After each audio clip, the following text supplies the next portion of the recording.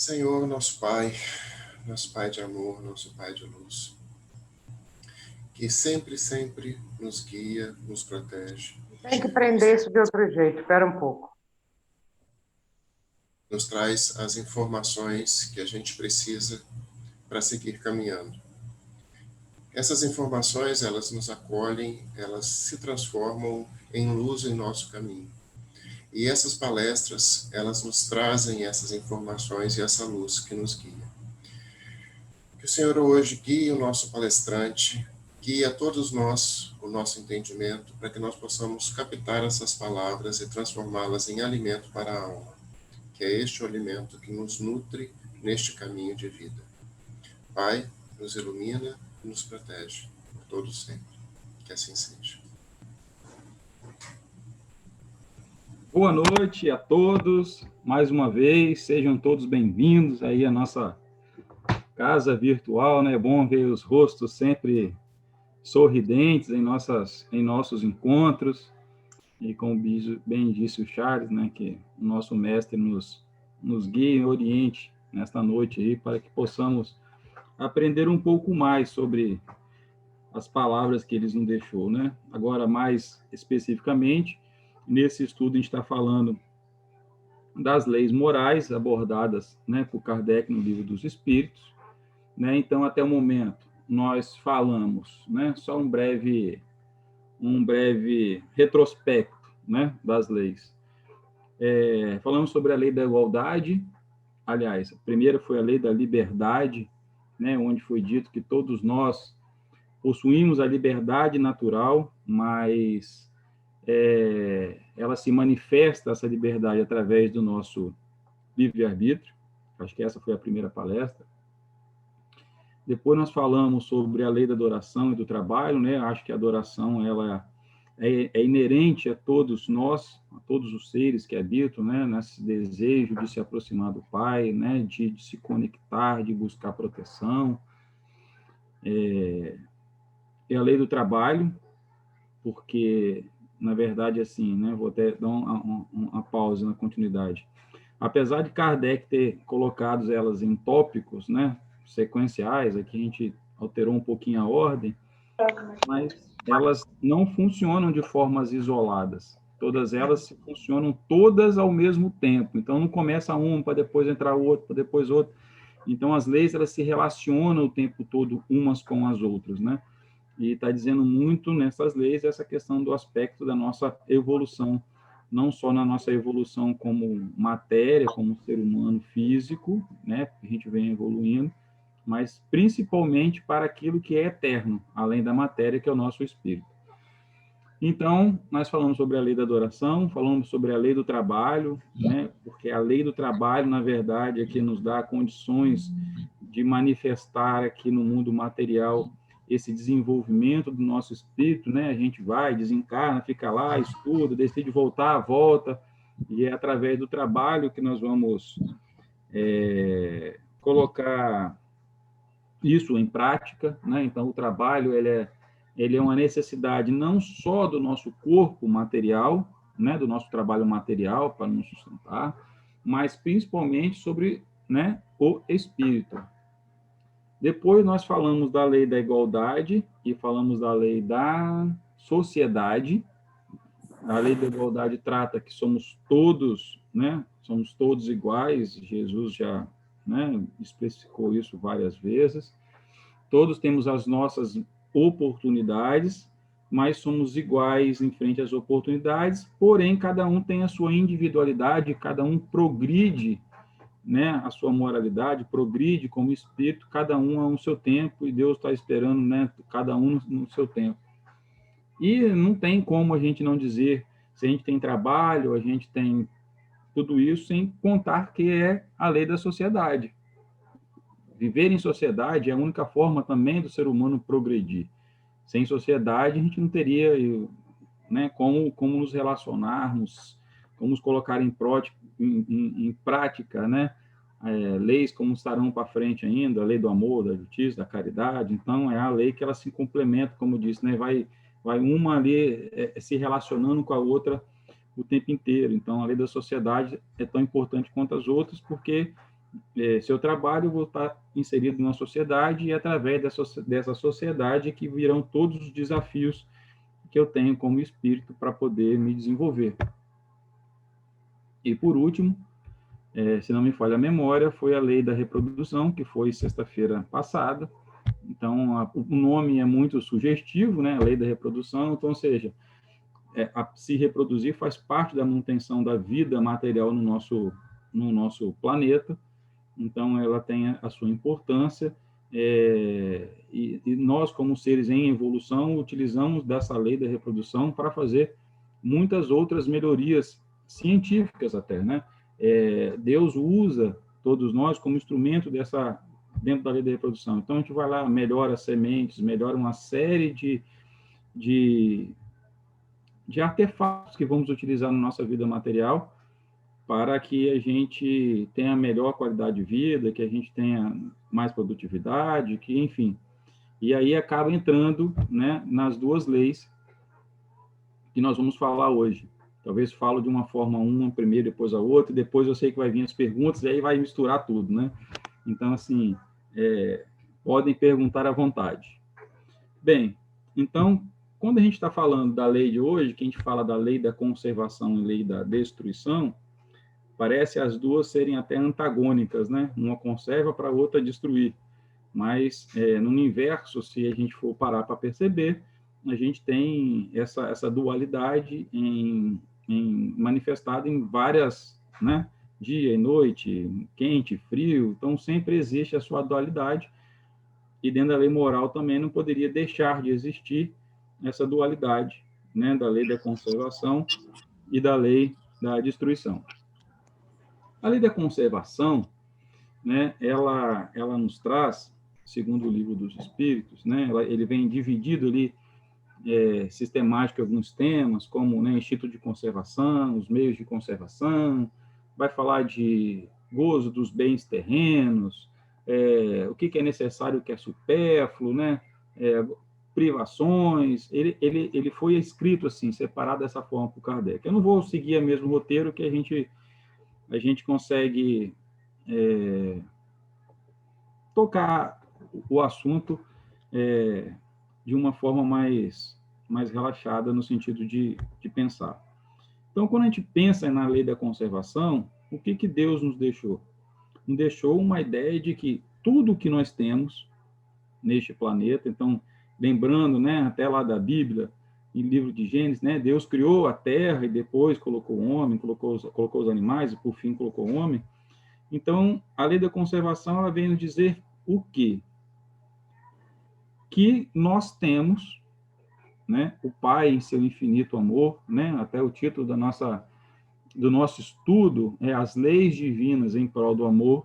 Então, a gente tem que sempre estar lembrando, né, esse amor paternal, esse amor que tanto Jesus nos aproximou no nosso estado aqui. Ele deixou na Terra todos os recursos necessários para a sobrevivência do homem. Então, a lei da conservação, ela vem dizer exatamente sobre isso.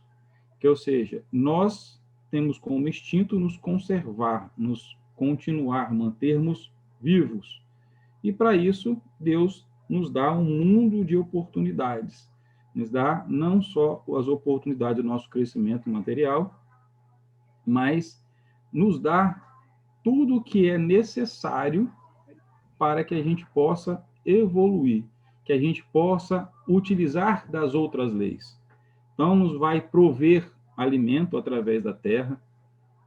Então, ou seja, a gente parte do princípio daí, que, ou seja, ele criou todo um ambiente, todo este planeta, com todos os recursos materiais para que todos nós pudéssemos viver em abundância. Se nós não nos desviássemos do princípio da criação e utilizássemos todos os nossos bens de forma correta, nós não haveria miséria sobre a terra. Mas todos nós sabemos que nós estamos num planeta de provas e expiações, onde existe uma miscigenação, né, muito grande, né, de seres que vivem aqui. Então, já foi dito em outras palestras, muitos estão na Terra do início, um monte veio de outras moradas do Pai para cá, e nisso o crescimento em termos morais também são muito diversificados. Mas a lei da conservação, ela nos chama ao conceito, assim como a lei da igualdade, de que há recursos disponíveis para todos nós. Vou baixar um pouquinho aí, Carlos. Está muito alta, não? Sendo assim, né, ele nos dá o instinto de conservar, ou seja, nós podemos ver que em vários animais pequenos, a gente consegue ver isso de uma forma assim, muito simples. Eles ainda só têm essa questão do instinto, mas nós vemos sempre, vamos pegar, por exemplo, as formigas, né?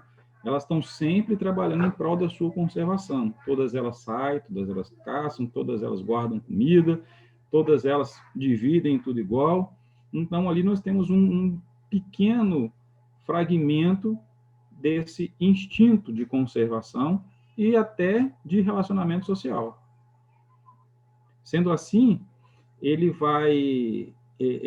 nos pedem dessa lei da conservação. Hoje é um tema muito falado na própria mídia como um todo, a questão ambiental.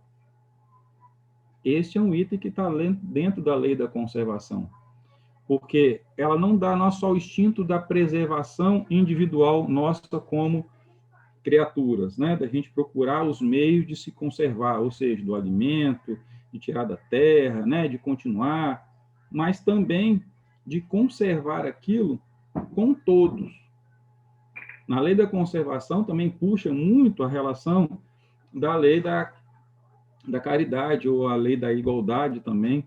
Por quê? Porque nos mostra que nós precisamos ter a reciprocidade com essa conservação. Se a gente for parar para poder pensar, né? Vamos pegar um animal, a abelha, por exemplo. A abelha produz mel que ajuda a nossa sobrevivência. E se a gente for pensar o que nós fazemos para as abelhas? Como reciprocidade, como uma conservação de nível macro, de equilíbrio. Geralmente nada. A gente destrói as plantações, né? A gente usa muitos agrotóxicos, onde elas, ao polinizar, acabam se contaminando e morrendo. Então, ou seja, ela também traz muito esse apelo, essa preservação. Então, dentro do Livro dos Espíritos, né, ele fala também sobre essa questão, porque já que tudo é nos dado, né, tudo se tem na Terra, então a gente pensa também que a gente tem as coisas materiais que advêm do trabalho. Vem também tudo aquilo que a gente conquista, e ele vai falar muitas vezes do que é necessário, do que é supérfluo.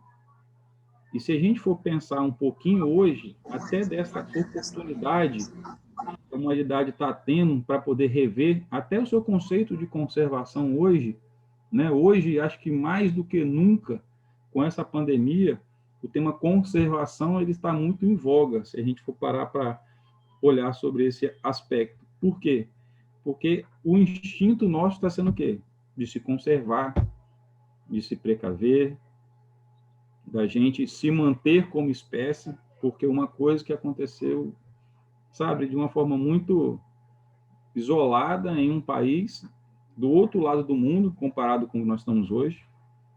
Algo que a gente pode brincar, assim, teve vários memes, né? Como é que um negócio que pode ser morto com água, com sabão, fora do nosso corpo, dentro do corpo da gente não consegue, então as vacinas estão aí. Então, isso é o quê? Isso vai estar também dentro do que falamos hoje, que vai estar lá na lei da destruição, que eles chamam lá dos flagelos. Então, uma lei acaba puxando a outra. Hoje, um flagelo, que é essa pandemia, ela nos faz refletir sobre o nosso aspecto da conservação e principalmente de essa conservação, o que eu compartilho dela com o outro. Hoje nós sabemos que o isolamento, o distanciamento, o respeito às normas sanitárias é um meio eficaz da gente não propagar o vírus.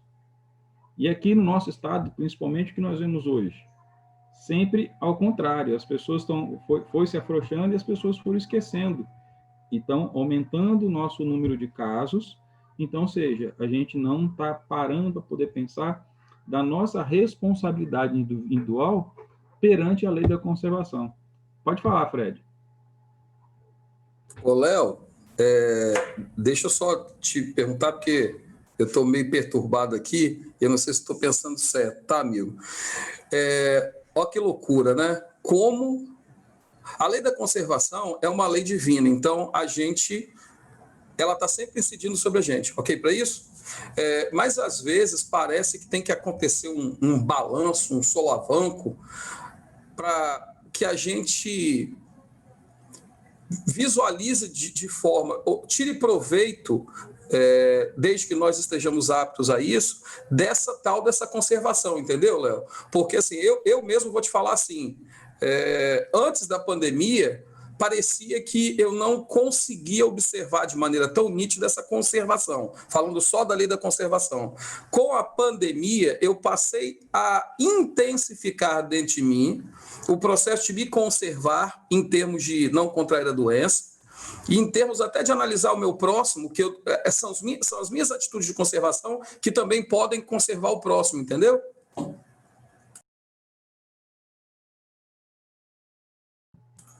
É isso mesmo, Fred. Então, assim, existe lá um item, né, que ele fala muito sobre o que é necessário, o que é supérfluo, mas ele está falando muito dos bens materiais, né, mas que eu vou puxar por esse viés, né?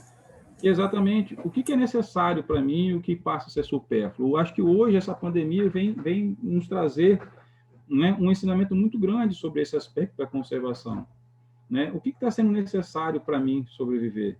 E faz a gente refletir de quantas coisas nós utilizávamos e tínhamos como uma vontade imensa de possuir, de ter, de abrir mão de várias, como que eu poderia dizer? Deixávamos muitas vezes de conviver com as nossas famílias, sabe? Nos privavam de certas coisas em prol de outras, né? Em prol de, muitas vezes, comprar um carro novo, E a pandemia veio e isolou todo mundo. E aí mostrou-se, eu acho que também de uma forma muito forte, no meu ponto de vista, a questão da lei da igualdade. Deixou todo mundo de uma forma igual. Todo mundo está com o mesmo risco de ser contaminado, todo mundo tem a mesma... Então, ou seja, as leis estão aí se entrelaçando o tempo inteiro para com um único objetivo, para que a gente comece a olhar para nós e para o outro dessa forma igualitária, de uma forma fraterna. Eu acho que em nenhum outro período da história recente a gente teve um evento onde, dentro da própria fraternidade, né, apesar da pandemia, apesar de estarmos fechados fisicamente, mas nós nunca trabalhamos tanto em prol do próximo como nós trabalhamos esse ano. Você vê a quantidade de cestas que nós doamos, a quantidade de alimentos, a quantidade de pessoas que nós conseguimos alcançar, né? Quantos enxovais estão são doados todos os meses, na verdade aumentou até o número do que se tinha fisicamente. Então, ou seja, ela também trouxe a questão do trabalho, trouxe vários outros aspectos aí para que a gente possa trabalhar sobre todos esses aspectos das leis. Pode falar, Fred. E assim, eu acho que tem um elemento fundamental aí nessa situação que você está trazendo para nós, porque muita gente, às vezes, visualiza só a gente trabalhando a conservação no aspecto material. Mas como espíritos encarnados e que estamos trabalhando a conservação no aspecto material, na minha visão, né, a gente tem que entender que espiritualmente também a gente está trabalhando, a gente está tomando decisões, a gente está tomando ações. E se a gente estiver aberto para isso, essa pandemia ela contribui, no meu ponto de vista, tá? Que eu acho que é o que você está trazendo, para a gente também ter um crescimentozinho em termos de moralidade, entendeu? Ou seja, agregar mais valores morais, entendeu, Léo? Caminha junto, a gente pega tudo que a gente já tem de conhecimento e junta num vaso que somos nós, e esse conhecimento permite também que a gente tenha essa situação, no meu ponto de vista, que eu acho que é o seu, talvez, também permite que a gente tenha um crescimento moral, entendeu? A gente desperte essa moralidade, não desperte, a gente aperfeiçoe cada vez mais essa moralidade, vivendo as leis divinas, que é o que você está trazendo. É mais ou menos isso, não é, amigo? Sim, Fred, exatamente isso. Na verdade, assim, Deus, né, ele nos convida o tempo todo da nossa existência a experimentar todos esses processos, essa aplicabilidade dessas leis de forma simultânea. A gente não consegue aplicar a lei do trabalho sem ter a lei da reprodução, que foi da onde a gente foi gerado.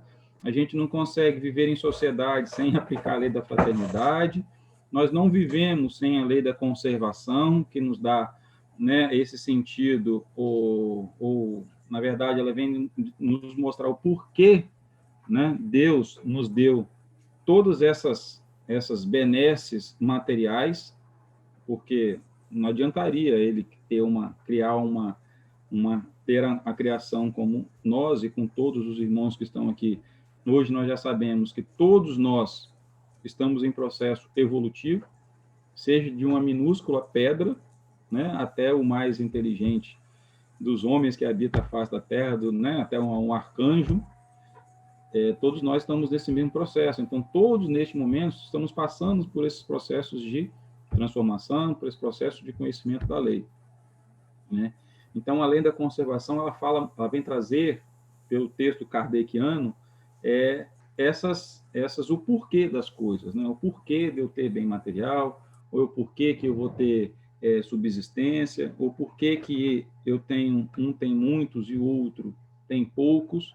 Isso está muito ligado à nossa evolução, à nossa escolha da nossa liberdade, mas a gente nunca pode esquecer o princípio de que Deus dá a todos nós sempre as mesmas oportunidades de desenvolvimento. Então, a lei da conservação fala muito disso, de a gente conservar, pensar sobre tudo isso, né? Então, ou seja, ela vai falar sobre como a gente utilizar, muitas vezes, ou nos alertar do que é importante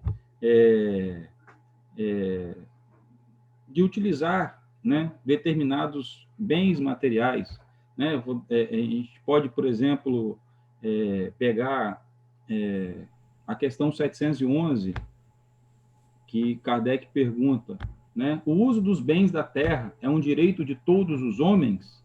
Ele faz essa pergunta. E é respondido para ele: esse é direito e consequentemente da necessidade de viver. Deus não imporiria um dever sem dar ao homem o meio de cumpri-lo. Então, seja, tudo o que nós temos é uma forma que Deus nos dá as oportunidades para que a gente possa progredir de acordo com aquilo que nós nos predispomos quando nós viemos. Diz, Fred. Tem uma perguntinha, posso fazer? O apoio, quer fazer o apoio. Deixa o apoio falar, depois eu faço a perguntinha. Deixa eu perguntar, Fred, que tem uma coisa que está me incomodando, para o Léo aprofundar para a gente. Eu poderia dizer, Léo, que a lei da conservação diz que eu posso me utilizar do planeta e de suas energias até o limite da minha necessidade, mas da minha necessidade vital e não da necessidade que eu acredito que eu tenha?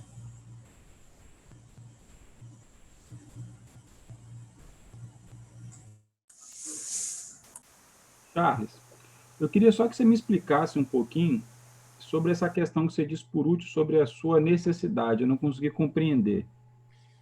Hoje nós vemos no mundo uma utilização exacerbada das suas forças, das forças do planeta, né? E você disse numa passagem que a lei da conservação explica que tudo que está no planeta pode ser utilizado por aqueles que aqui vivem, né? Me corrija se eu estiver errado no raciocínio, né?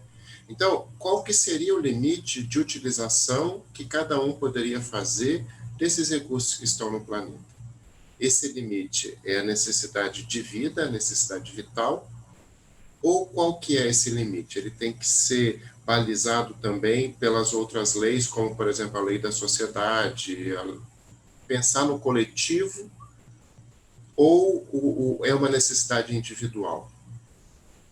Charles, eu acredito, e eu vou utilizar um próprio questionamento que Kardec fez sobre isso, que está na questão 715, né? Ele pergunta o seguinte: como pode o homem conhecer o limite do que é necessário? E a resposta dos espíritos foram: aquele que é sábio o conhece por intuição. Muitos só chegam a conhecê-la por experiência e a sua própria custa. Bem, qual é a minha interpretação sobre isso? Vários, aí eu vou começar por Jesus, e vários que vieram depois dele, veio nos dando as pistas do que seriam esses limites. Mas nós, embebedados pelo nosso orgulho, a gente sempre ousa ultrapassá-los. Então, ou seja, a gente vai ultrapassar esse limite, e aí a gente pode puxar talvez uma frase de Jesus, né? Ai daquele que cometer o escândalo, mas o escândalo é necessário. Então, vai ser através do erro de um, ou de uma sociedade, ou de muitos. E aí tem um capítulo lá na Lei da Destruição, sobre os flagelos, que vai ocasionar com que esse limite, quando ultrapassado desta lei, ou o abuso destes recursos, vai nos trazer consequências não muito boas. Então, nós vamos ter, se a gente for olhar, como você bem disse, né, os recursos do planeta, hoje a gente vê as estações trocadas, hoje o inverno já não faz tanto frio, o verão já não era como antes, nem sempre mais as águas de março fecham o verão, porque elas podem vir antes ou vêm depois. Então, ou seja, tudo isso está mostrando o que para nós? O uso de forma incorreta ou ainda não compreensão da lei da conservação da forma como ela deveria ser. Porque a lei da conservação veio para poder nos ensinar o equilíbrio, para que nós utilizássemos os recursos que nós temos da natureza, a mãe terra, que nos provém de tudo, com sabedoria. Então, sim, por que ele fala pela intuição? Porque todos nós já tivemos muitas experiências. Então, nós já sabemos, por intuição, pela comunicação com o nosso espírito eterno, que caminho nós poderíamos tomar individualmente ou como sociedade. Mas, ainda presos ao nosso ego, ao nosso orgulho, a gente insiste em permanecer no caminho da autodestruição, como a gente está vendo hoje. Sim, Fred. Obrigado, Léo. Vai perguntar mais, Charles? Agora não, Fred. Obrigado. Tá bom. Posso fazer então, né? Léo. Sim. Tá no mudo. Eu vou tentar fazer a pergunta juntando, mas se ficar pesado, a gente separa. Olha só, é a lei da conservação, tá? Essa lei é um lembrete de que devemos trabalhar nosso lado egoísta. Seria também uma forma de trabalhar mais o amor próprio. Então, se amar é lei? Eu acho que muita coisa junta, mas se você quiser, a gente vai quebrando isso. Então, fala de novo para eu... Vamos lá. Primeira, essa lei é um lembrete de que devemos trabalhar nosso lado egoísta? Sim, sem sombra de dúvida. Ela vem nos mostrar exatamente que a gente precisa de buscar o equilíbrio. Eu sugiro para todos nós, né, sempre depois revisitar o texto kardeciano, né? Então, a lei da conservação, ela começa, acho que na pergunta 702 para frente. Porque ele traz muito, é muito enriquecedor. Então, se eu fosse ler todos eles, a gente ficaria aqui só uma hora, só lendo pergunta por pergunta. Mas o que traz para mim de todas as perguntas sobre a lei é exatamente essa relação que você disse sobre a gente se trabalhar. Porque, como ela tem um capítulo específico, por exemplo, sobre o supérfluo e o necessário, ela traz muito essa questão de quanto nós utilizamos, né, deste lado que muitas vezes nós não queremos enfrentar para buscar as coisas supérfluas da vida, coisas que não nos vão ser mais úteis, ou é útil em nossa vida, e a gente vai acumulando aquele monte de coisa. Então, o contrário, né, ou seja, a forma de eu executar bem a lei da conservação, nesse aspecto, é exatamente eu começar a olhar aquilo que eu tenho de supérfluo, e muitas vezes são supérfluos. E aí eu vou puxar até sardinha para a fraternidade, né, para o bazar, começar a olhar o que eu tenho de supérfluo materialmente dentro de casa, de que não seja de mais de utilidade. E eu começar a fazer essa reflexão sobre o que é supérfluo, automaticamente eu vou cair nessa questão de me conhecer, de começar a questionar o porquê que eu busquei aquilo, o porquê dessa busca, e nisso a gente começa essa viagem que Jesus Cristo nos convidou a fazer, de amar o próximo, mas também amar a gente mesmo. Então, todas as leis, ela começa, né, sempre primando pelo amor do Pai e nos fazendo um convite à reflexão do autoconhecimento, do autodesenvolvimento. Agora continua a pergunta. Vamos lá. Seria também uma forma de trabalhar mais o amor próprio? Então, se amar é lei. Eu acho que eu até respondi um pouquinho antes, né? Sim, uma forma de exercitar o amor próprio. Na verdade, a gente começa a se questionar esse amor, né? Que amor é esse que eu tenho por mim mesmo?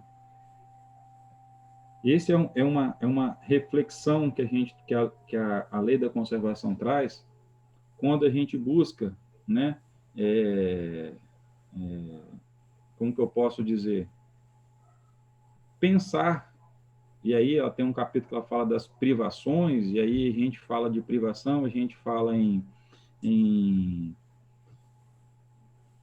se melhorar, né? Então, quando a gente começa a ver que a gente está voltando à questão do necessário e do supérfluo, a gente começa a olhar nessa questão do amor próprio e ver de que nessa reflexão eu não preciso mais em minha vida.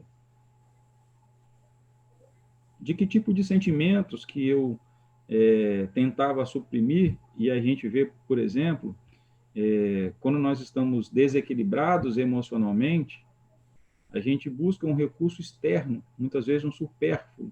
Ou a gente vai se alimentar demais, a gente vai beber demais, a gente vai procurar auxílio nas drogas. Isso é o quê? É buscar externamente um conforto que a gente não está encontrando dentro de nós. E aí passa a ser o quê? Passa a ser o supérfluo. Porque o necessário está ao nosso alcance. Muitas vezes nós não queremos olhar para o que é necessário, o que urge, o que a lei do trabalho, o que a lei da sociedade, o que a lei da igualdade nos está nos mostrando, a gente se esconde. Então a gente deixa de buscar o que é necessário e troca pelo supérfluo. Mais pergunta? Então tá bom. Então, vamos seguir aí o barco, né? Então, aí dentro que eu estava falando das privações, né? E aí, muitas vezes, a gente pensa, a conservação, ela vem principalmente para poder trazer, né, um bem-estar para todos nós, né? Ou seja, a Terra nos dá recursos para que a gente possa pensar em bem-estar. Então, diante dessa fala de necessário e supérfluo, a gente pode muitas vezes questionar, tá, mas então eu não tenho direito a buscar algo que vai me trazer bem-estar, algo que eu possa usufruir? Então, no próprio texto, há uma pergunta sobre isso, né? Merece censura o homem por procurar o bem-estar? E aí a resposta é muito simples, é natural o desejo do bem-estar. Deus só proíbe o abuso, por ser contrário à conservação. Ele não condena a procura pelo bem-estar, desde que não seja conseguido à custa de outrem, e não venha diminuir-vos nem as forças físicas, nem as forças morais. E aí entra um pouco do que o Charles nos perguntou sobre esse uso indiscriminado dos recursos. Então, ou seja, a busca pelo bem-estar, ela impulsiona o progresso. Ela vai fazer com que eu busque, crie coisas que hoje eu não tenho. Então, hoje nós podemos ver, a busca pelo bem-estar não trouxe a eletricidade para que a gente não usasse mais vela, nem óleo de baleia, nos trouxe várias outras modernidades. Mas o que Deus nos chama atenção disso? Nos chama atenção para o uso excessivo.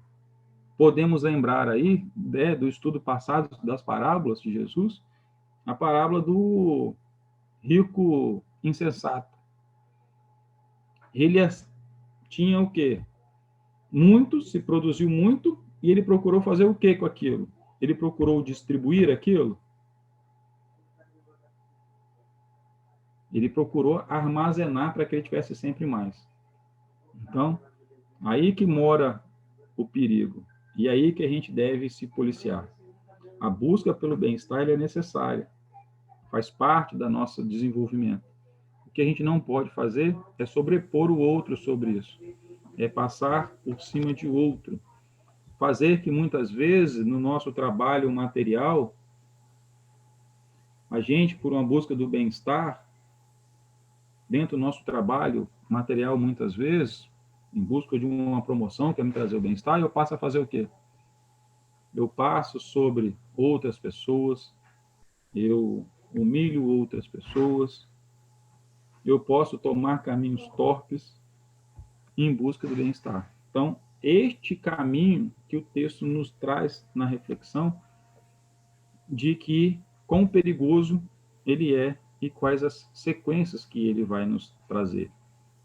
Então, isso também está dentro da lei da conservação. Então, ou seja, e aí tem uma outra pergunta logo depois desta, e que ele diz o seguinte, né? Sobre a questão 720, ele diz sobre são meritórias aos olhos de Deus, né? Essas privações voluntárias, né? Com o objetivo de uma expiação. Então, ou seja, muitas vezes eu quero me privar de alguma coisa, né? Achar que eu estou espiando alguma coisa, e ele pega e diz, né? Que na verdade o que nós devemos fazer é fazer bem aos nossos semelhantes.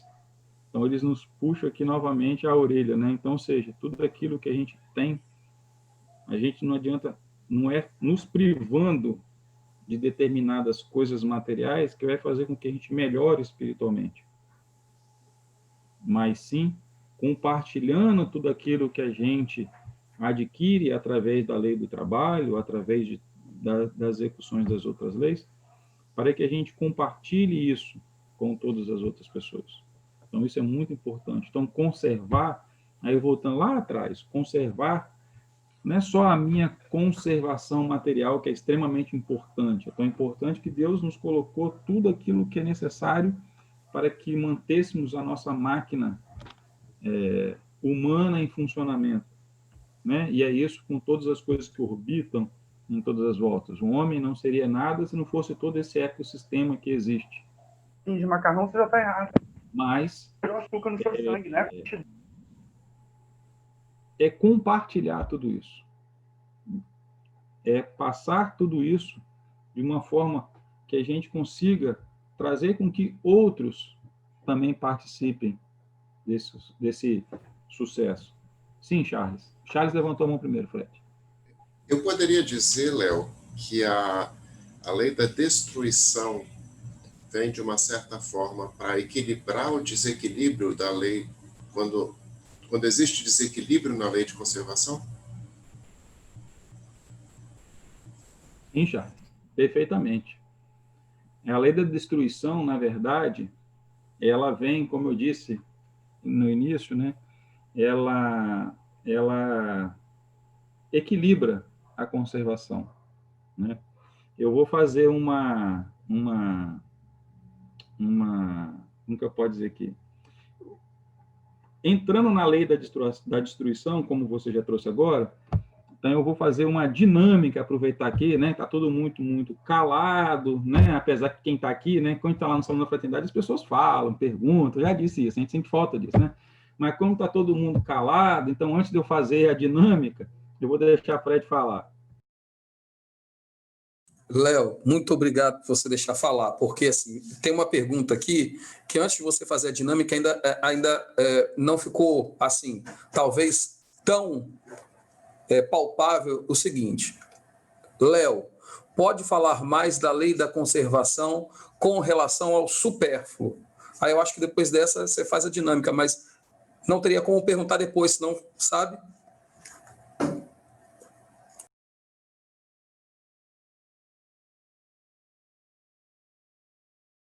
Desculpa, pode estar fechado.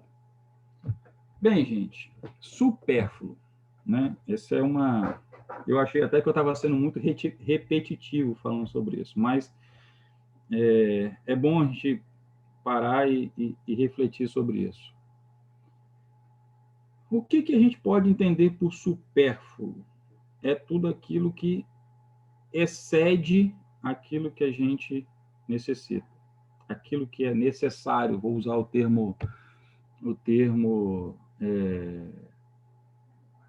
adequado.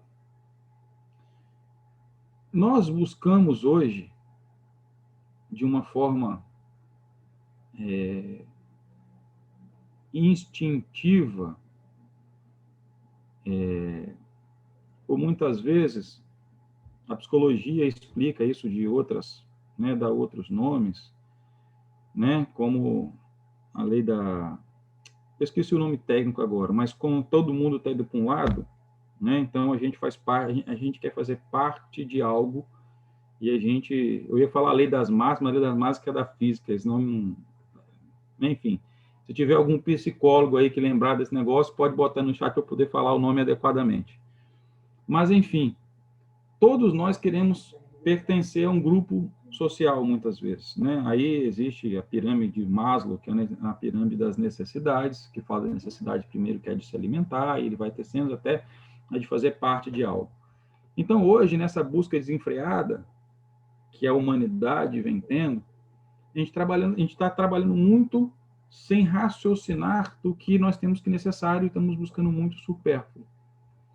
Muitas coisas que estão passando do nosso limite. Uma busca desenfreada, muitas vezes, de trabalho. Trabalho para quê? Para que eu tenha um melhor carro, que eu dê uma condição melhor para minha família, enfim, trabalho, isso vai trazendo ao que ao homem? Hoje, nós vemos que o homem está adoecendo emocionalmente e psicologicamente.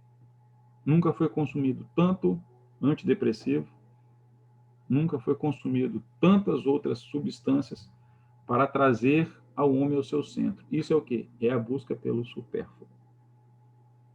Jesus disse, não me lembro com certeza, né? Mas vou falar mais ou menos as palavras, que Deus tudo nos dá. Os pássaros saem e sabem que tem alimento. Ele tem ali uma parte que depois eu posso tentar lembrar, mas ele já nos alertava há 2000 anos atrás sobre a questão do supérfluo, sobre a gente buscar mais do que nós precisamos. E essa busca desenfreada da humanidade em busca do supérfluo está nos levando a uma doença de uma forma generalizada. Então, hoje, a gente vê muitas famílias, muitos recursos, muito tudo, e nós não estamos usufruindo disso, né? Tem um texto de Dr. Bezerra, né, que pelo menos é atribuído a ele, né, que ele diz o seguinte, que o mundo tem muito ouro. Tem ouro no solo, tem ouro no mar, tem ouro no cofre, mas esse ouro acaba não resolvendo o problema da miséria. Que o mundo ele também está repleto de espaço. Tem espaço nos continentes, tem espaço na cidade, tem espaço nos campos, mas o espaço ele acaba não resolvendo o problema da cobiça. O mundo também está repleto de cultura, segundo ele. Cultura do ensino, cultura da técnica, cultura de opinião, mas a cultura da inteligência acaba não resolvendo o problema do egoísmo. E assim ele continua, dizendo que o mundo tem repleto de teorias da ciência, teorias das escolas filosóficas, teorias das religiões, mas a teoria também não resolve o problema. Então, o mundo também está repleto de organizações administrativas, econômicas, sociais, mas não resolve o problema do crime.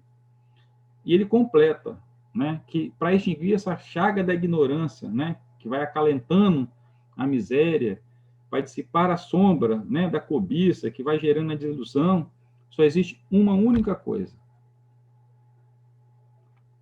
O remédio eficiente é o evangelho de Jesus no coração humano. Então, esse texto do Dr. Bezerra me fala muito sobre essa questão do que realmente é necessário, o que realmente é supérfluo em nossas vidas.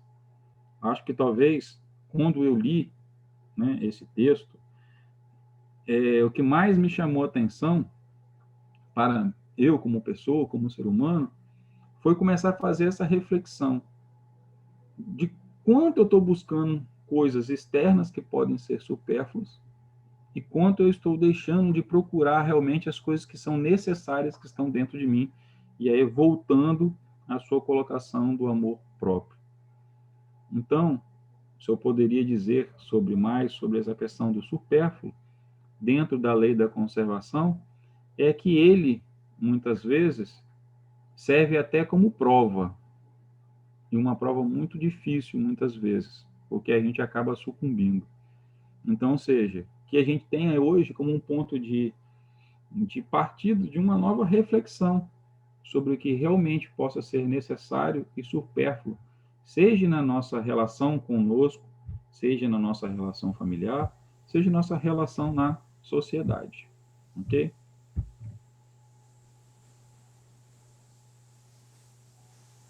Léo, Sim. eu poderia dizer, pelo que você disse, que supérfluo é tudo aquilo que, para eu consegui-lo, ele me faz abrir mão de coisas essenciais para mim, não trazendo o benefício? Sim, Charles. É uma boa forma de pensar. Você sabe que também que meus exemplos melhores são de comida, né? Comida é sempre um bom exemplo. Mas eu estava pensando aqui, quando você estava falando, que supérfluo nessa área de comida, por exemplo, é aquilo que me faz engordar, é aquilo que me faz alterar minhas taxas que deveriam estar em equilíbrio, e etc. Que às vezes eu ingiro por compulsão e não por prazer, e esqueço que a função essencial da comida, que é me alimentar, ela passa a ocupar um espaço que não é o dela. Ela passa a ocupar um espaço de prazer que não seria o da comida especificamente, né? E aí passa a ser um supérfluo que me gera um dano. Ou o meu raciocínio está errado? Como é que... Não, o seu raciocínio é perfeito, né? A gente abusa de determinadas, né? Você usou a comida, né? Então a gente passa a alimentar mais do que é necessário e quais são as consequências disso? Os danos. Dos danos físicos. A destruição, né? Oi? A destruição, né? Pior que a destruição mesmo, né? Aí a gente está indo contra a lei da conservação, né? A gente está usando o supérfluo contra a lei da conservação, porque exatamente nós precisamos nos conservar saudáveis. E a gente passa a utilizar, eu acho que, como eu disse um pouquinho atrás, em relação a quando a gente se perde de si mesmo e a gente busca recursos fora, a comida é um grande meio, né? Eu fico vendo, às vezes, quando eu estou em casa de noite, já estou deitado, a gente começa a zapear canal, e existe um programa americano que, se eu não me engano, chama Quilos Mortais, é um negócio assim, e que tem um médico, né? Eu acho que, inclusive, que é um homem muito iluminado e muito sábio, onde ele trata pessoas com obesidade mórbida. E quando você começa a ver o porquê que as pessoas chegaram àquele ponto, e assim, coisas que eu nunca podia imaginar que um corpo humano pudesse chegar. Pessoas com 500 quilos, sabe? 300, 400. Como um ser humano é capaz de suportar tudo isso? E quando você vê a origem daquilo, é o quê? Foi uma fuga. Começou na comida. E ligado, muitas vezes, a um trauma, algo que não foi trabalhado e acabou utilizando o seu caminho da comida como uma fuga. Só que isso acabou fazendo o quê? Trazendo uma destruição imensa ao organismo dela.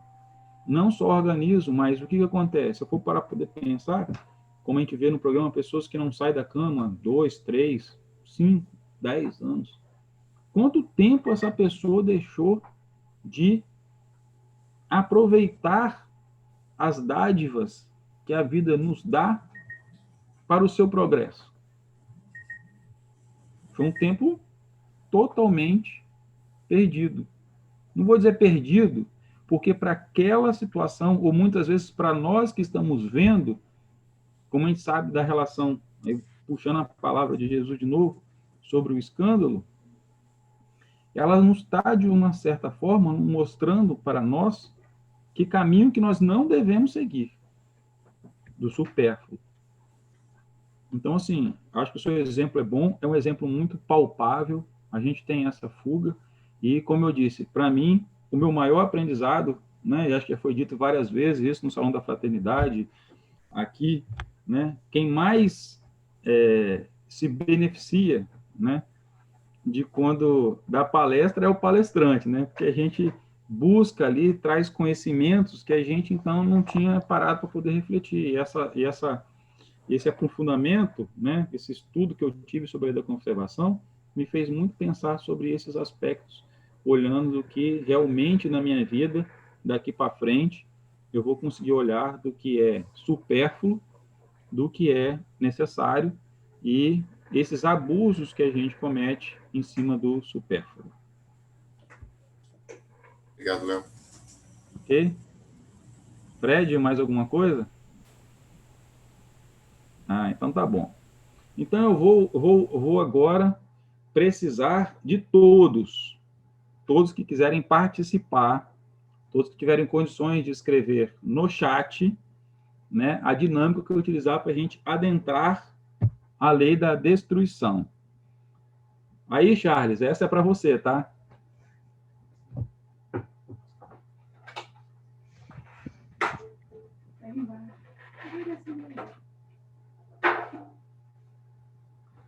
Todos conseguem ver? É um bolo. Ótimo, tá vendo? Falei que tinha comida, Charles? Bem, tá vendo?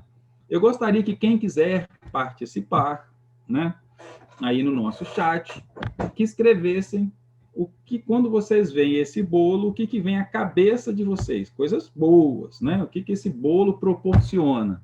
Então, o chat está aberto para participações.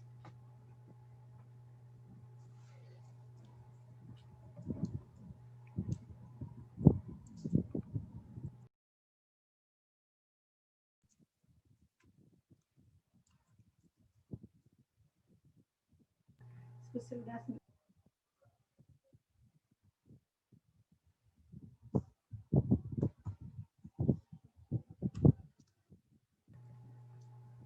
Vamos lá. Eita, tá gostando de ver. Tá subindo aqui, um monte de letrinha, hein?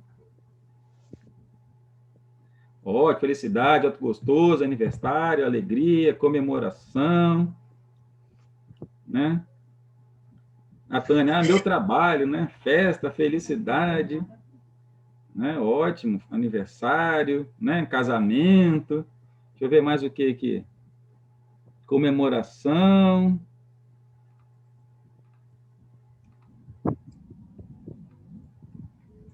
Ótimo, Vera, isso mesmo, Vera. Gostei, hein, Vera? Né? Vida, né? Juliana aqui, ó, chá de bebê de menino, só porque o bolo é azul? Beleza, ótimo. Né? Francisco falou aqui, ó, que é confraternização, né? A Carmen falou que a compulsão dela é por doce. Carmen, olha a glicose, hein, Carmen? Ótimo. Muito bom, muito obrigado a todos vocês, tornaram a minha palestra não tão solitária mais, né? Porque agora todo mundo está aí compartilhando, né? Alegria, vida, festividade. Então, todos nós conseguimos, então, ter como um pensamento talvez unificado, né? Ou de que nos traz sempre boas recordações, né? É um produto que nos dá alegria, né? Seja pela injeção de açúcar que, né, que gera, seja pela confraternização dos amigos que tem em volta, né? Sobre todos esses aspectos. Ótimo. E aí eu tenho certeza absoluta que dentro da cabecinha de alguém está falando assim, o que esse cara quer ligar um bolo com a lei da destruição? Tem ou não tem? Deixa eu ver se tem alguém balançando a cabeça. Tem, sabia. A minha reflexão é, para que esse bolo proporcione todas essas maravilhas que vocês escreveram, todos esses sentimentos, ele passou por um processo de transformação. Ele passou por um processo de destruição. O que ele virou hoje é fruto de um processo de destruição e de transformação. Como assim? Alguém deve perguntar. O trigo foi ceifado, foi triturado. Os ovos que compõem, né? Tudo bem que os ovos que utilizam no bolo, eles não são os ovos que produzem vida, porque existe todo um processo, vocês entendem, mas poderiam ser, se nesse bolo levam 4 ovos, seriam 4 vidas que não nasceram para poder virar um bolo. Isso é fato. A cana passou pela moagem, né? Passou por todo um processo de destruição e reconstrução para virar açúcar. Assim, eu já disse, o trigo, e assim, vários outros ingredientes, né, foram batidos, unificados, e aí vem um outro processo duro, que é o processo de passar no forno. Todo mundo teve que aguentar o calorzinho lá para o bolo crescer, né, para poder chegar até onde, né, esse produto final, né, que pode proporcionar essa alegria para todos nós. Esta é a síntese da lei da destruição. Por quê? Qual é o sentido de todas essas leis que nós estamos estudando? Todas essas leis que estamos estudando. O sentido dela é nossa evolução espiritual, não é? Só que a evolução espiritual, ela não acontece sem a prerrogativa dessas leis em funcionamento. Dadas as devidas proporções, porque nós individualmente seremos o quê? Ao final de passar por todos esses processos. Assim como esse bolo, né? A nossa evolução, a nossa capacidade, aonde nós chegaremos, na fala profética de Jesus, que nós faremos coisas iguais ou maiores do que ele como ser angélico que era naquela época, está nos dizendo para onde nós vamos caminhar. Só que esse caminhar, ele não vai vir sem a lei da destruição. Ela não vai vir sem que nós nos colocássemos à prova frente a tudo que a destruição vai nos trazer. E tudo do seu poder transformador, assim como o fogo. O fogo purifica, destrói, cria-se vida novamente por onde ele passa. Assim é a transformação. Então, o que acontece? Na lei da destruição, né, o Kardec ele fez um agrupamento de coisas que estão muito relacionadas a essa questão de destruição. Então, ele vai falar sobre destruição necessária e destruição abusiva. Ele vai falar sobre guerra. Ele vai falar sobre flagelos destruidores. Ele vai falar sobre a origem dos assassinos, né, do assassinato em si. Tudo aquilo que destrói a vida humana é abordado na lei da destruição. Mas, voltando, é uma lei de transformação.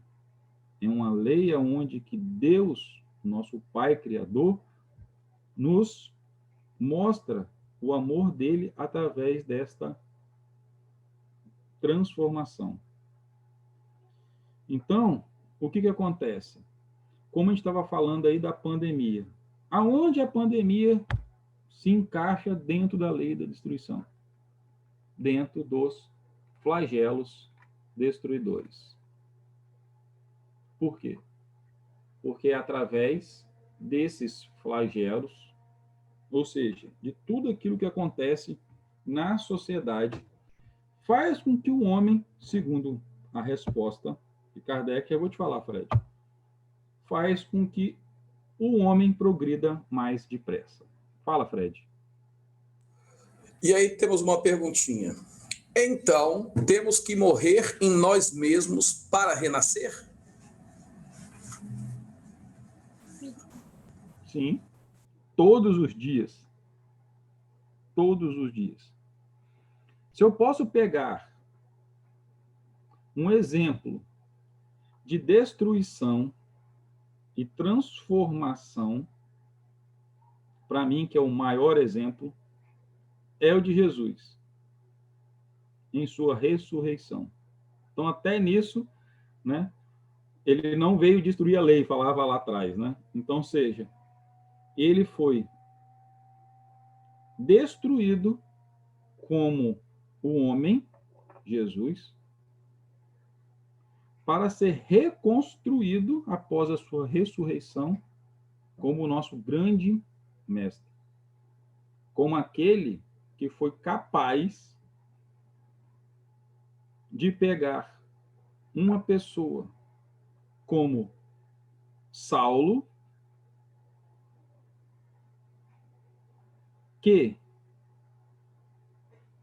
buscava de todas as formas apagar a mensagem cristã, para ser o seu grande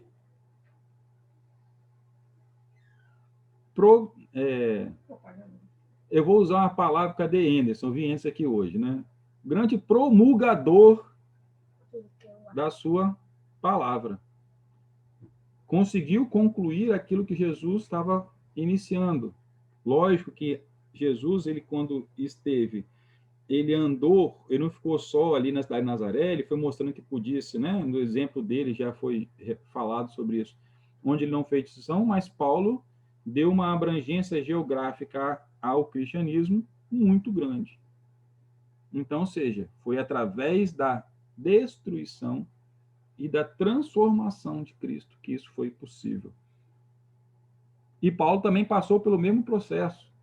Né? Lembra? Ele ficou cego, então houve um processo de destruição de sua visão e da reconstrução e retransformação. Então, aí, pegando a pergunta, sim, nós temos que morrer e renascer o tempo inteiro. Então, esse é um princípio muito, muito palpável para nós sobre a lei da destruição. Mas ela é muito necessária no nosso cotidiano. Por quê? Porque a gente precisa se transformar, e para a transformação a gente precisa de fazer essa transmutação. Fale, Fred. Tá no mudo. Mais uma perguntinha. Eu não vejo que seja destruição, pois quando morremos, viramos alimento para a natureza.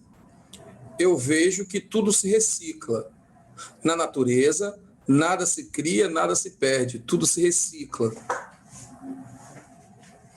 Não foi uma perguntinha, foi uma colocação, né? Não, mas é ótimo, porque a lei da destruição, ela não fala da destruição por completo do ser. Até porque Deus, em sua infinita sabedoria, e aí até dentro da própria lei da conservação, nada no mundo se perde. Aí a teoria de Lavoisier, não é isso, Fred? Você que é biólogo, né? Na natureza, nada se perde, tudo se transforma. Então, a afirmação ela é verdadeira. Então, mas há um processo de destruição. Então, se a gente for pensar no nosso corpo material, a gente morre, então o nosso processo do corpo material será destruído e vai ser recomposto em uma outra fase. Se a gente for pensar, por exemplo, um exemplo de uma borboleta, né? Ela começa lá com uma largata, passa por um processo de quase morte, né? Entra num casulo, passa por todo um processo. Então, se a gente for parar, o corpo dela como lagarto foi destruído, foi transformado e virou-se uma borboleta que vai produzir outras lagartas, que outras borboletas. Mas, enfim, então o processo de destruição, antes de tudo, ele é um processo transformador.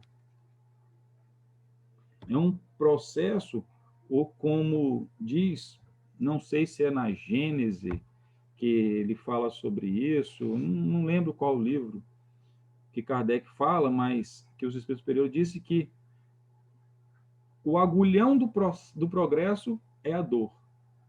Então, querendo ou não, a gente vai passar por estes processos dolorosos, aonde muitas vezes a lei da destruição se apropria, para que a gente possa prosseguir.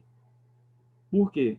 Porque se a gente for parar também na lei da destruição, ela vai forçar que a gente se utilize de outras leis para buscar alternativas.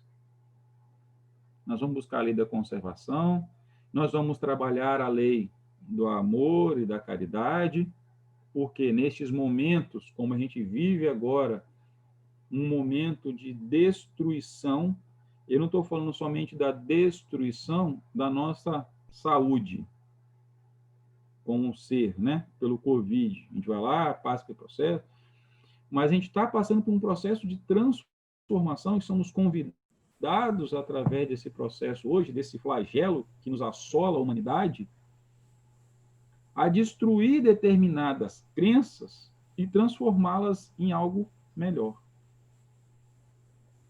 Estamos sendo convocados a exercitar as outras leis, como a lei da sociedade, a lei do trabalho, em prol do próximo. Então, em algum momento, devemos nos perguntar se os flagelos irão cessar? Sim, cessarão. À medida que nós formos melhorando o nosso aspecto moral. Vai chegar um momento que esse sofrimento não vai ser necessário. Mas até lá, nós ainda temos um grande caminho a percorrer. Porque existem esses flagelos naturais, que são o planeta, de certa forma, reagindo, e aí eu vou puxar a pergunta do Charles, lá, da utilização dos nossos bens, e muitas vezes nós vamos ter flagelos que é simplesmente o quê?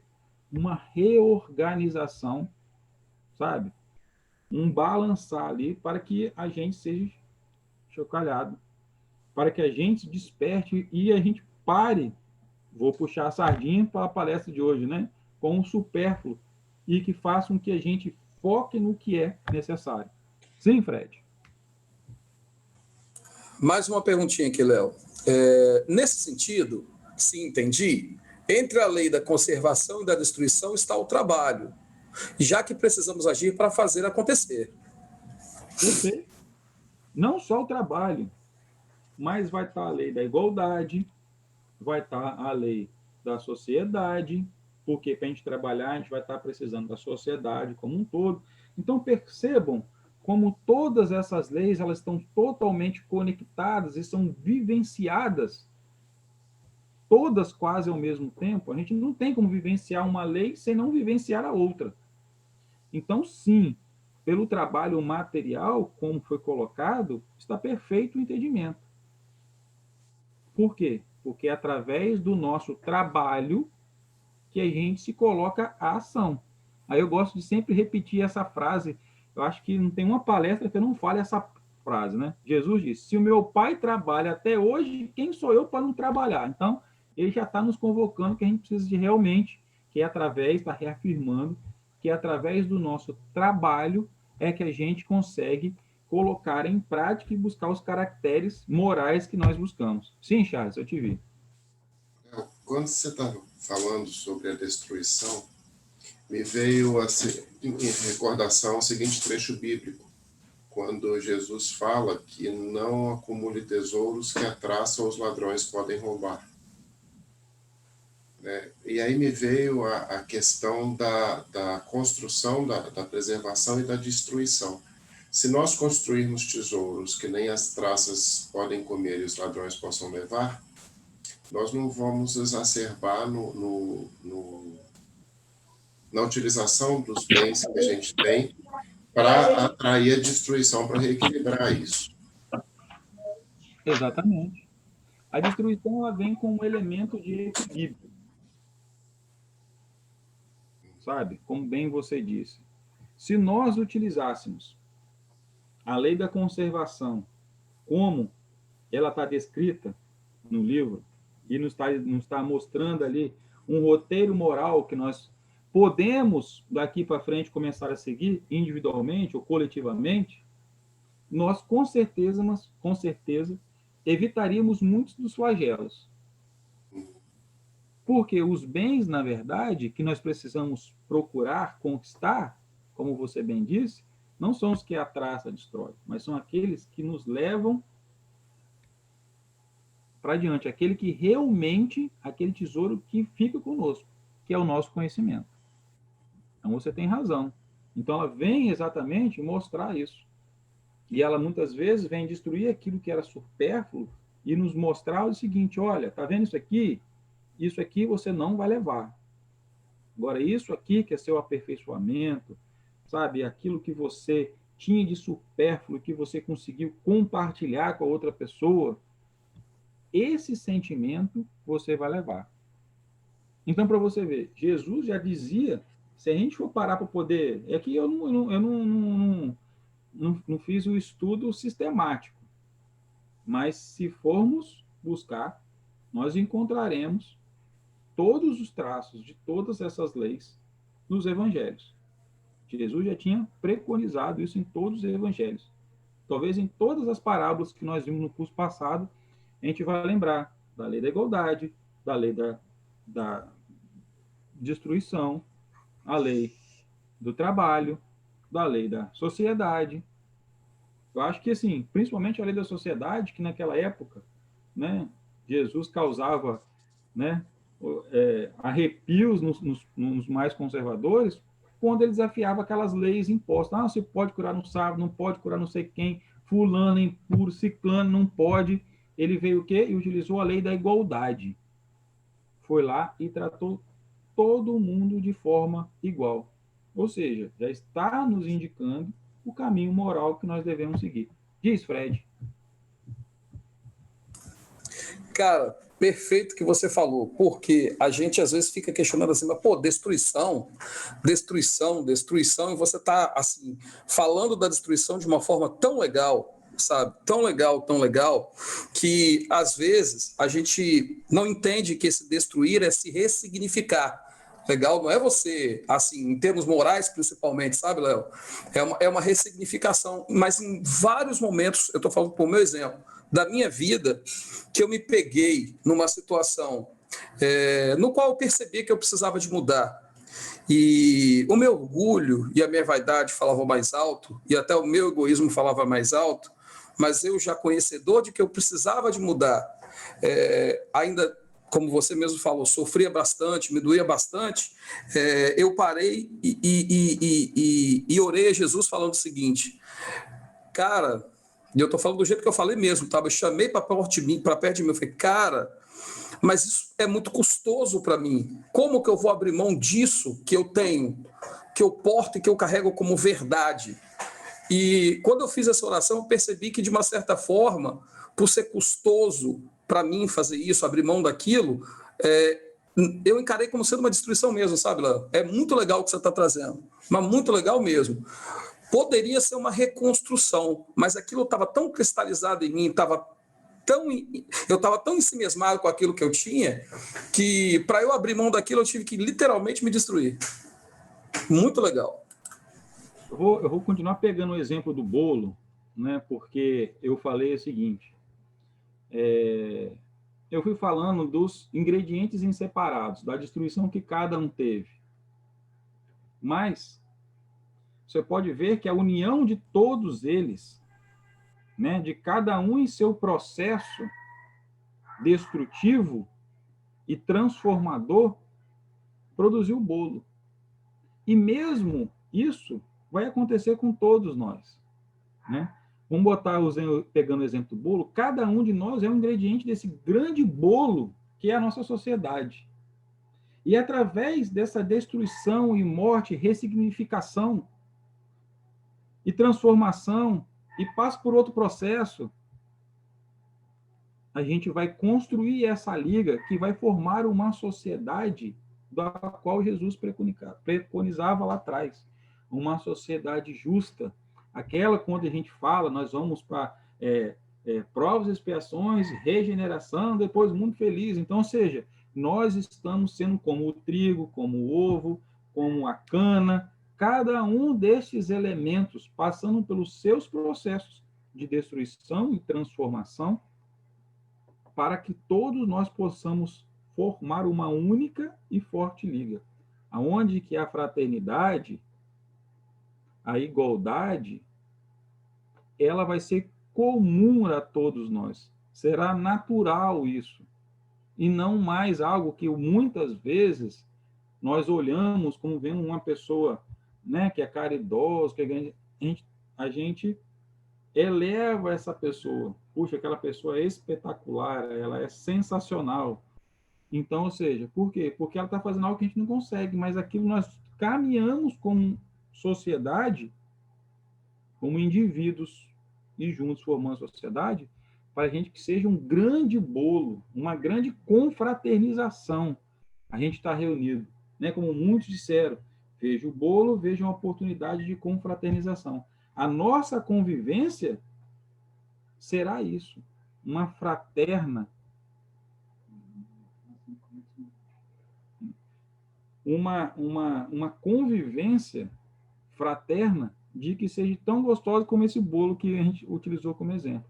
E aí nós estaremos, né, levando sobre a questão do ensinamento de Jesus, de amar o próximo como a ti mesmo. Então, ou seja, estas leis, como vai vir as próximas, que ainda vai falar sobre do amor, que vai falar sobre do trabalho, não, o trabalho acho que já foi dito. Então, na verdade, todas elas formam essa liga, né? Vamos imaginar, todos nós somos ali, né, os elementos secos, e vem essa lei como um elemento molhado que vai fazer com que todos nós possamos nos unir e crescermos como sociedade, de crescermos principalmente como indivíduo, porque a gente cresce como indivíduo para crescermos como sociedade. E Deus nos dá uma família como o quê? A primeira experiência de vida em sociedade. É da nossa família que a gente vai experimentar as coisas que vão extrapolar para a sociedade. eram os nossos aprendizados na nossa família que a gente leva aquilo para a sociedade. É dentro da nossa família que vai vir as dores, que vão vir as oportunidades da gente se destruir e se reconstruir o tempo inteiro. Este movimento evolucional, ele é constante, porque tudo no universo, nós temos uma única certeza, é de que nada fica parado. O movimento, ele é constante. Então, o processo de evolução, ele é constante. O tempo todo nós estaremos sendo afetados por todas estas leis. E o tempo todo nós teremos convidados a refletir sobre essas leis. Ou seja, nós temos aí 100 anos da codificação kardeciana, se não me falha a memória, que esses ensinamentos nos vieram. E junto tem vários outros. Se a gente for pegar exatamente sobre essas duas leis, a gente vai ver textos no livro da Gênesis, que vai falar, nós vamos ter no próprio livro dos Espíritos, e em capítulos anteriores já vai dar alguma ideia do que a gente tem, e só agora nós estamos pegando um pouco de intimidade com esse tipo de conhecimento, que foi muito bem trazido de uma forma muito leve, contado em parábolas, por Jesus quando ele trouxe, né, quando ele esteve na sua passagem messiânica aqui. Então,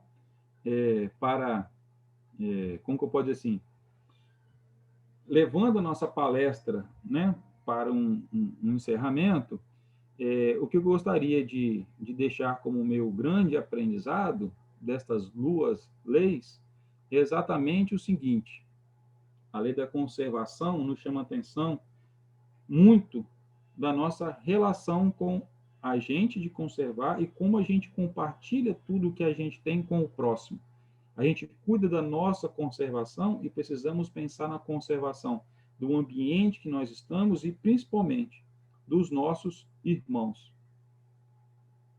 Através da lei do trabalho, através da lei da fraternidade, da justiça, a gente vai ter a oportunidade de colocar essa lei da conservação em prática, como bem foi lembrado ali, que o trabalho une essas duas coisas.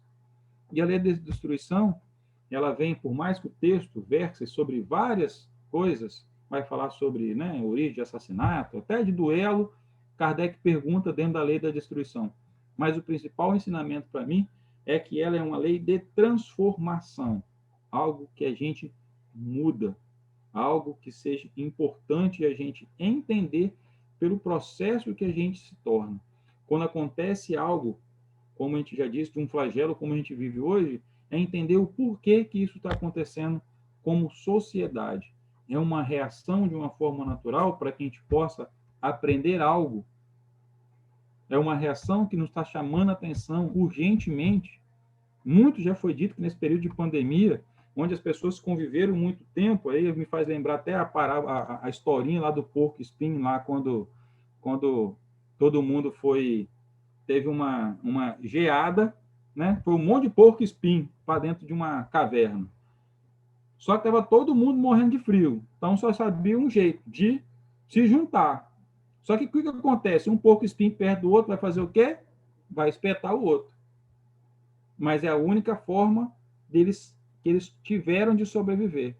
Ou seja, eu aguentando o espinho do outro que eu vou evoluir. Então, seja, é essa transformação, é entender tudo isso, é que torna a lei da compensação e a lei da destruição olhando de uma forma enriquecedora, no sentido de precisamos olhar para dentro de nós e precisamos compreender que ao nosso lado também tem pessoas que vão nos serão gatilhos para que a gente possa nos destruir e reconstruir. Porque Deus nos dá a oportunidade dessa mudança o tempo inteiro. Então, acho que essa é a mensagem que eu gostaria de deixar hoje. E eu gostaria de fazer algo, como talvez o meu final da minha palestra, do seguinte: eu queria que cada pessoa, né, eu vou começar e aí não vai, né, Nós temos uma pessoa, e aproveitando o gancho dessa passagem da transformação e da destruição, nós estamos agora entrando no período do Advento, então nós temos 4 domingos até o Natal, é uma chamada que nós temos de renovação, de transformação, né, de destruir, reconstruir tudo isso, está nesse momento. Nesse momento, me lembro muito de uma pessoa que gosta muito de falar sobre esse tempo, que é o seu Joel, nosso querido Joel. Então, eu gostaria de convidar a todos que quiserem, né, eu tenho, pelo regulamento, eu tenho 7 minutos para gastar ainda, né, que aqui, neste momento, quisesse abrir o seu áudio e fazer uma oração direcionada a esse grande amigo, grande companheiro, grande professor, que nos está ali o tempo todo, né, com muito carinho, né, não tem quem não lembre de chegar. Eu, quando cheguei na fraternidade, há alguns anos atrás, né, Joel estava lá em pé na portaria e recebendo sempre todo mundo com a sua alegria, né, sempre implicando muito com as meninas. Senhor Jesus, divino mestre amigo, quero agradecer profundamente a oportunidade de estar aqui nesta noite, a compartilhar parte dos seus ensinamentos e receber, mestre, em troca, muitos aprendizados para a minha vida. E neste momento especial eu peço, mestre, que o Senhor visite o nosso Joel, que acalme o seu coração, que ele possa sentir, mestre, o teu olhar bondoso e caridoso, que possa sentir sobre tua fronte, mestre, a tua mão, a mesma mão que curou tantos quanto o Senhor esteve aqui, e que o Senhor possa derramar sobre ele neste momento todas as tuas bênçãos, ó Pai, e que ele possa se sentir fortalecido, com coragem e determinação, como é uma característica dele, para vencer mais esse momento, e que possa aproveitar esse momento que tanto gosta, que é o momento, mestre, da confraternização de sua chegada ao mundo. Então, mestre, eu peço que neste momento, junto com tua mãe Maria, esteja ao quarto e ao lado dele, dando a ele todo o suporte que ele necessita. Que assim seja.